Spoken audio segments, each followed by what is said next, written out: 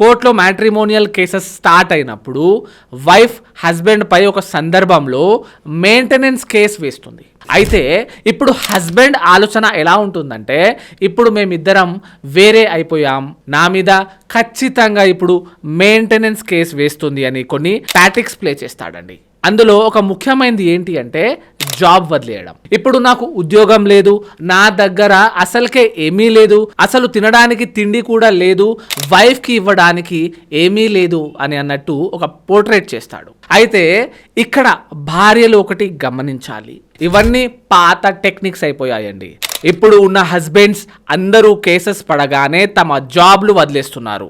80% of the husbands ఇలా ఖచ్చితంగా చేస్తారు అని ఇప్పుడు కోర్టుకి కూడా తెలిసిపోయింది. కాబట్టి జాబ్ వదిలేయడం వల్ల ఎటువంటి ఉపయోగం లేదు. మీరు మీ వైఫ్కి మెయింటెనెన్స్ ఇవ్వాల్సిందే. ఇప్పుడు కోర్టు మీ మెయింటెనెన్స్ ఎలా చూస్తుంది?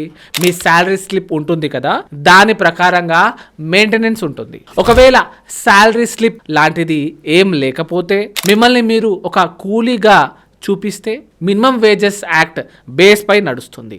అంటే మీరు ఎక్కడ వరకు చదువుకున్నారు, ఆ పర్టికులర్ క్వాలిఫికేషన్ ప్రకారంగా మీరు మినిమం ఎంత వేజ్ సంపాదించగలుగుతారు అని ఒక అంచనా వేస్తుంది. కాబట్టి జాబ్ వదిలేయడం ఏం సంపాదించకపోవడం అని చూపిస్తే వైఫ్కి మెయింటెనెన్స్ ఇవ్వాల్సిన అవసరం లేదు అని మాత్రం అనుకోకండి. డివోర్స్ నడిచే మీ ఫ్రెండ్స్కు షేర్ చేసి వాళ్ళకి నిజం అర్థమయ్యేలా చేయండి. లా తెలుసుకోండి, మీకు మీరే లాయర్ అవ్వండి. ఇలాంటి ఇంకా లీగల్ విషయాల కోసం మీ లీగల్ గురువును ఫాలో చేయండి. Thank you.